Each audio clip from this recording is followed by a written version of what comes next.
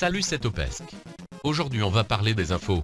Mais pas des informations qu'on entend partout, comme les attentats et autres. Non, aujourd'hui on va s'intéresser aux informations les plus improbables qui sont arrivées il n'y a pas si longtemps que ça.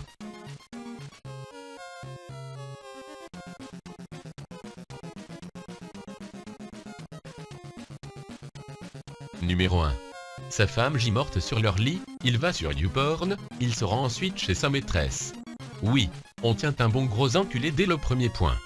Le mec est accusé d'avoir tué sa femme, avant de se branler devant un bon vieux film de boule, juste à côté du cadavre de sa femme, et puis, juste après ça il se dit, tiens, et si j'allais me taper Simone, ça faisait longtemps. Ensuite il revient, et il se débarrasse du corps de sa femme. Il a été pris en flagrant délit à cause des vidéos de surveillance placées dans la rue. Numéro 2. Un village gallois menacé par une horde de moutons défoncés au cannabis. Laissez-moi vous raconter la magnifique histoire des moutons défoncés. Les moutons se baladaient au KLM dans leur prairie. Quand tout à coup ils trouvent une plantation illégale de cannabis, qu'ils décident de bouffer. Les moutons commencent alors à devenir fous, et à plonger dans un énorme bad trip. Le village se protège alors, car les moutons foutent le bordel dans celui-ci. Numéro 3. Brest, il va à la pêche avec une machette, 2 poignards, un arc et des flèches. Lorsque le mec a été interrogé, il a dit avoir un campement dans les bois à la Walking Dead, mais quand on lui demande où il se trouve, bizarrement il ne le trouve plus. Le mec le plus suspect au monde.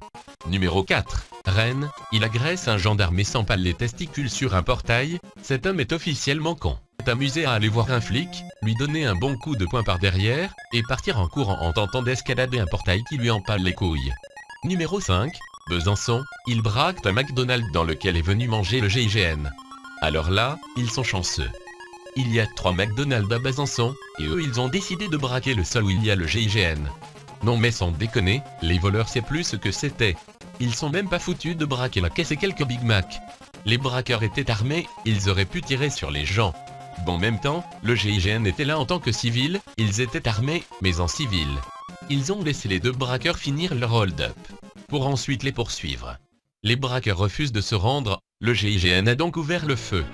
Numéro 6, Toulouse, une femme vient faire goûter sa cocaïne et son crack aux policiers.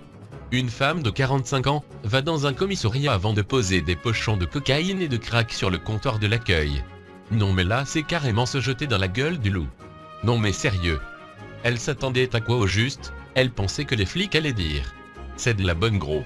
Elle voulait le faire goûter pour être sûre que c'était de la bonne, et pour que personne n'ait d'overdose. La pauvre, c'est pas sa faute, elle est gentille, voyons.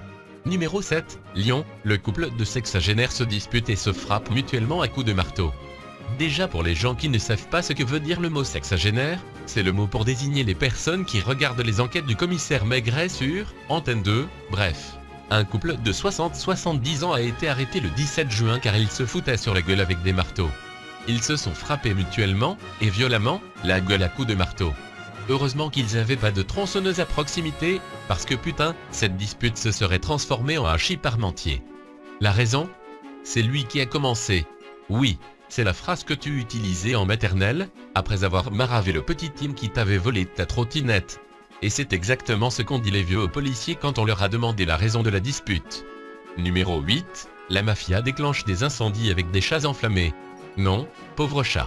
Vous êtes dégueulasse de faire ça à de pauvres petits chats trop mignons. Ces pauvres petits chatons sans défense n'ont rien demandé, sale fils de pute. Bande de salopards. Mince, c'est quoi cette voix? Merde, je crois que toute virilité est sortie de mon corps. Bon, tant pis, on va finir la vidéo avec cette voix. Revenons à l'info. Selon des spécialistes, la mafia italienne utilise des chats pour déclencher des incendies.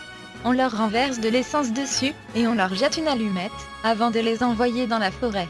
Pourquoi? Je ne sais pas du tout, mais il y a une théorie qui dit que ces feux sont déclenchés pour décourager le gouvernement italien qui a pour objectif de supprimer des emplois.